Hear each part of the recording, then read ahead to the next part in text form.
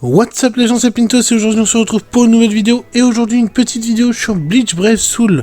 Donc ça va être une série de vidéos où tout simplement je vais vous partager mes 5 persos préférés par couleur.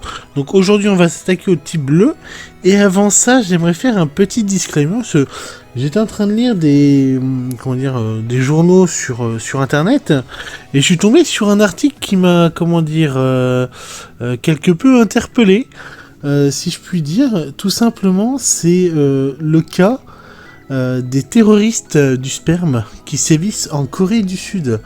Alors, pour vous expliquer rapidement cette affaire, c'est tout simplement des mecs qui éjaculent sur des femmes ou des affaires de femmes à coup de sperme, qui éjaculent en même temps, il n'y avait pas grande raison, donc j'étais en train de mais à quel moment dans la tête des gars ça s'est bien passé? Et en lisant l'article, il raconte donc plusieurs anecdotes, ça se passe souvent dans le métro, donc faut croire qu'il y a des mecs qui sont très excités par le métro.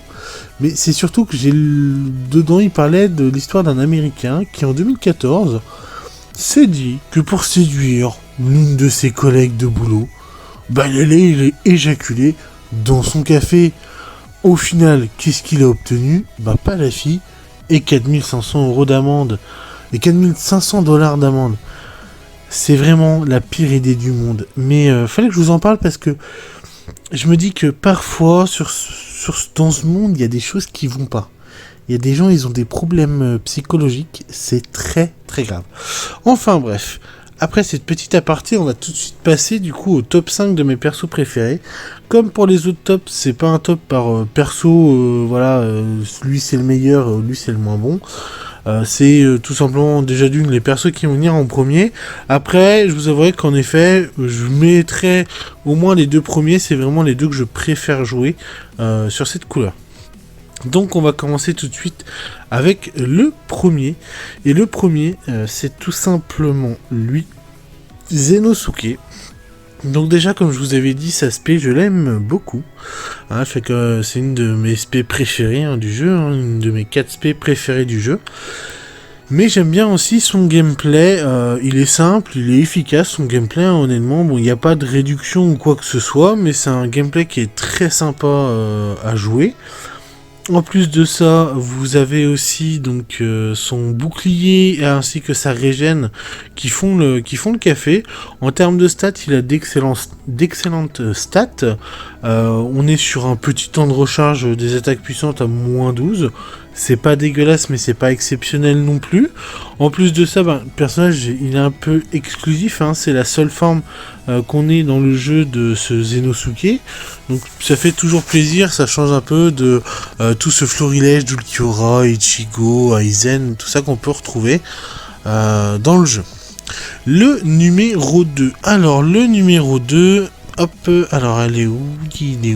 Elle est là. Le numéro 2, ça va être tout simplement la Yoruichi manga. Alors, pourquoi j'aime bien ce personnage-là? Elle a un gameplay de fou, je trouve. Elle a un gameplay de folie. Faut savoir que donc sur sa SP, elle switch. En gros, elle prend une sorte d'autre forme pendant quelques secondes, qui la rend quand même, je trouve, bien plus puissante. Elle paralyse sur chacune de ses SP. Elle a donc la double foulée donc qui la rend extrêmement rapide. En termes de stats, elle commence à avoir des stats qui, j'avoue, commencent à se faire vieillotte.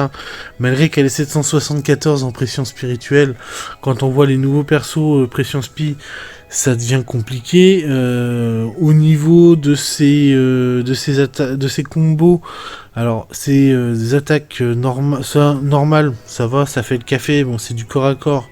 Moi, j'en suis pas fan, mais c'est mon souci à moi. Dans le deuxième, c'est ces attaques puissantes. Sont ces attaques puissantes qui ont une range qui est quand même assez, on va dire, faible par rapport à d'autres personnages, étant donné que ce sont des ranges plutôt corps à corps que éloignés. Donc faut quand même bien la jouer, mais c'est un personnage qui est agréable à jouer. Pareil, au niveau du gameplay, c'est à tester et à voir si ça peut vous convenir aussi. Le troisième personnage, donc ce troisième personnage, comment ne pas en parler tout simplement, c'est le Byakuya anniversaire. Ce Byakuya est juste monstrueux. J'aurais pu le mettre plus haut dans le classement, mais vraiment les deux premiers ont pour moi une affect et un gameplay que j'apprécie et que je considère meilleur que celui du Byakuya, parce que ils me plaisent beaucoup plus. Bon, déjà attaque bleue, très bien. Il n'a pas de, que ça soit baisse de défense, baisse d'attaque, paralysie, poison et tout ça sur ses attaques. C'est bien dommage, mais après il n'en a pas vraiment besoin. Sa deuxième strong permet tout simplement d'envoyer des épées qui virevoltent à peu près partout et qui vont attaquer les ennemis en avance même de vous. Donc ça, je trouve ça très intéressant. La forme du personnage, elle est juste extrêmement stylée. Hein, on va pas se mentir. Il a d'excellentes stats. Hein. Là, bon, les stats sont pas vraies parce que forcément, j'ai un peu monté on va dire son arbre de compétences spéciales et tout ça. Je devrais le mettre aussi, hein, Link 10-10-10, j'ai pas pris le temps. Je le joue un peu moins ces derniers temps. Pendant un moment je jouais beaucoup, mais là je le joue beaucoup moins, je privilégie un autre personnage. Mais voilà. En tout cas, ce personnage là, si vous l'avez, extrêmement puissant. Vous pouvez y aller, il n'y a pas de souci. Et là, on va avoir un souci, c'est que les deux premiers, pour moi, sont à égalité au niveau du gameplay, parce que les deux gameplays me plaisent.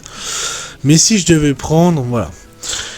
Je vais mettre le Ukitake manga, dernière version, qui vient de sortir, qui est vraiment monstrueux, je trouve. Il est monstrueux. Premièrement, il se met un bouclier. Le bouclier, je le trouve marrant parce que c'est des petits requins qui lui tournent autour. Ses attaques sont vraiment excellentes. Il a une résistance au gel qui, voilà, n'est pas non négligeable non plus. Il fait donc tout simplement, il inflige la corrosion aux ennemis. Donc ça, c'est un très bon effet, la corrosion. Ça fait des dégâts aux ennemis assez facilement. C'est un peu comme un poison ou une brûlure. Donc c'est vraiment très intéressant. En plus de ça, Saspé fait énormément de dégâts malgré qu'il soit de type attaque. C'est un personnage attaquant, en plus attaquant de loin avec ses spés en bleu. Le fait qu'il a un bouclier, ça le rend encore plus résistant, et sur les gros boss, quand vous arrivez à peu près au niveau de leur range de spé, vous avez juste besoin d'activer votre bouclier. Comme ça vous permet de le garder avec tous ses points de vie. On est par contre sur un soul très pas fou, un dégât des attaques normales à plus 20. J'aurais bien aimé un plus 25. Honnêtement, je pense qu'il aurait mérité un plus 25, ce personnage-là. Mais bon, voilà, il est déjà extrêmement puissant dans ses différents combos. Donc honnêtement, si vous le voyez, je vous conseille d'essayer de le dropper, de foncer dessus. C'est un excellent personnage. Avec d'ailleurs Kuraku qui appartient à la même bannière. Ce sont vraiment deux excellents personnages. Et le tout premier, alors certains, mais il y en a plein qui me diront, mais non, il est nul à chier, il vaut pas les autres que tu as montrés avant. Je suis pas d'accord. Je suis pas d'accord.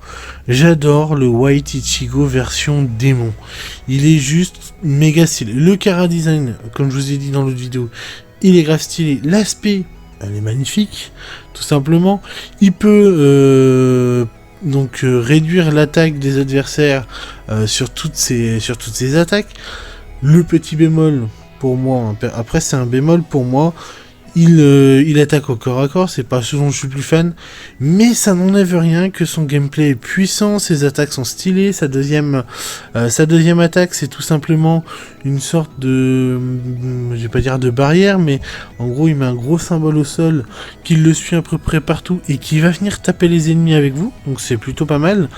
Ça fait du dégât, donc vraiment c'est un personnage qui est excellent, il a d'excellentes stats, il est très complet, si vous l'avez, mais foncez, utilisez-le, vous allez vous éclater avec ce personnage-là, il tape très fort. Donc vraiment, excellent personnage, c'est le personnage que je préfère jouer en bleu. Là je joue pas beaucoup, parce que pareil, j'ai un autre personnage, parce que je fais beaucoup de PvE en ce moment, et j'ai un personnage qui fait PvE farming, qui est bien plus adapté que le White Ichigo. Mais vraiment, ce personnage-là à jouer quand vous jouez réellement et pas simplement en mode auto, c'est vraiment un kiff total. Et ben voilà, c'est tout pour cette vidéo, j'espère qu'elle vous aura plu, la petite aparté de vidéo, voilà, je trouvais ça marrant de vous en parler aussi, donc dites-moi si ça vous a plu aussi dans les commentaires. Pareil, donnez-moi votre liste des 5 personnages qui vous ont plu, voilà, qui vous plaisent le plus en couleur bleue sur Bleach Brave Soul. Et moi je vous dis à la prochaine pour une nouvelle vidéo, c'était Pintos, sayonara les gars.